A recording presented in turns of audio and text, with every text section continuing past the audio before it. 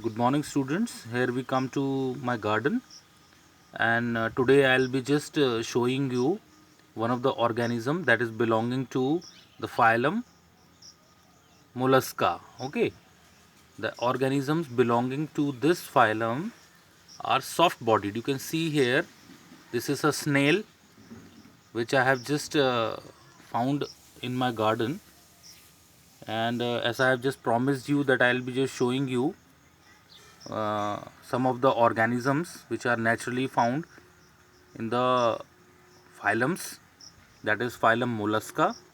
And today I have just planned to show you other organism also that belongs to phylum Annelida.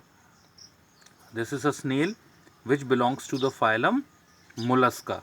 Okay, and as I have already discussed and we have just completed, the characteristics of phylum Mollusca are, and we will try to correlate it with what we have just studied when we were just doing this chapter.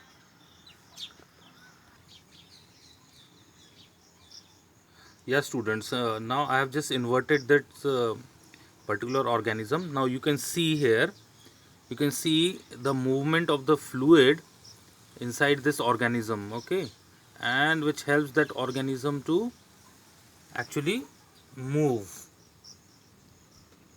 Let me show you. I am just inverting that animal, and in that animal you can see uh, see in this animal you can see here are this is the body which is yes, students, just see, I have just inverted that animal, and now we are just seeing the ventral portion of this animal. You can see a ridge in between. You can see this ridges of some tissues of this animal. Now this, see, this is the mouth. Let me show you. Here is the tentacles. You can see this, these are the tentacles. The animal is taking out these tentacles now, means it is trying to move. Okay, so these are the tentacles. Probably the mouth is there in the lower portion, and you can see in between there is one ridge line is there. In this you can see a tissue. Just see, these are the tissue. I want to show you this line which is a slimy. This animal is actually very slimy from the ventral portion, and this is the ridge. You can see this is elevated portion, that is the ridge. I am just touching this ridge, and this helps that animal to move. It moves in a wave like motion. This ridge moves in a wave like motion and helps that organism to move. Okay, it is highly slimy and sticky. This animal is having no bones. Okay, it is not having bones in it, and so these are included in the family, or it is included in the phylum Mollusca. That is a soft body. Because of their body is having no bones in it, that's why these organisms are called as soft bodied organisms and are included under phylum Mollusca. Okay, there are some organs. There are, yes, of course, there is a cavity in the body, and some of the organs are also inside those, that cavity which is there inside the body. Okay, some of the organs are there inside the body, that is in the coelom. The coelom is true, it is triploblastic. That means 3 layers are present in the body, as we have already discussed. And you are just seeing this animal in my garden. As I have just said that, okay, once rainy season begin and 1 or 2 showers are there, then we will be finding a few of the animals in the garden, and then I'll be making a video and showing you actually how the organisms belonging to these phylums look like. You can see now the middle ridge line which I have just told you, which I have shown you right now. You can see slight movement in that ridge line. Okay, and that movement actually allows that animals to move. You can see that. Yeah, you can see. I hope that you are able to see this ridge line slightly elevated, and it is moving.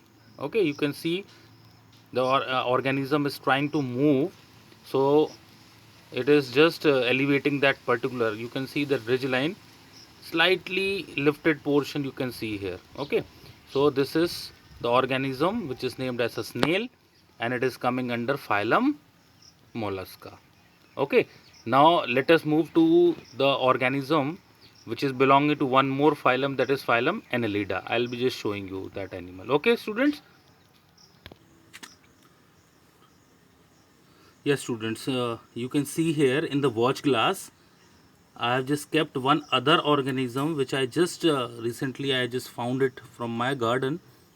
That is this is a earthworm, and it belongs to phylum Annelida. Okay, and the organisms of this phylum that belongs to this phylum are having septations, or they are having the segmented body. You can see the body is having many lines. You can see that all over the body you will be finding these lines from mouth to tail. You can see here.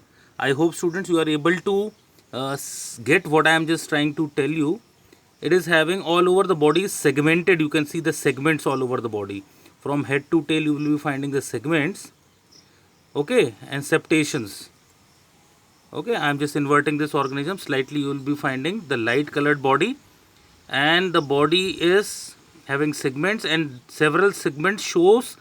Actually, by counting these segments only we come to know that in to which segment till which segment what organs are being uh, fitted inside the body. Okay, so these organisms, the main identifying characteristics of this organism is that it is having the segmented body. Okay, all over the body from head to tail you will be finding these lines. Okay, these are the segments, and by counting this segment we can come to know that where the heart is located, where the reproductive organs are located. Okay, it is also having soft bodied, but it is having many organs inside the body, and each segment will show the location of the organs inside the body. Okay, by counting the segment we come to know that till which segment to which segment the heart is located, or this, the organs of respiration. Actually respiration is done through the moist skin and the holes inside the body. Okay, you can see the nerve cord also. You can see this blue colored lines. You can see at the central line is located, that is the nervous system of this animal. Okay, and you can see the band of light color over here near the mouth. Okay, that is the most identifying characteristic of this animal which is belonging to phylum Annelida. This is a earthworm we are just talking about. Okay, you all are seeing the earthworm. So students, I could find these two organisms as of now from my garden. As I will be finding more organs that are belonging to other phylums also, I will bring them to you, and then we will be just seeing those animals live, and then you will be correlating it, or we will be correlating what we have just learned in our classes. Okay students, so this is another organism that is belonging to phylum Annelida. Okay, and the most common example is earthworm, and that only we are just seeing in this video. Okay students, okay, thank you.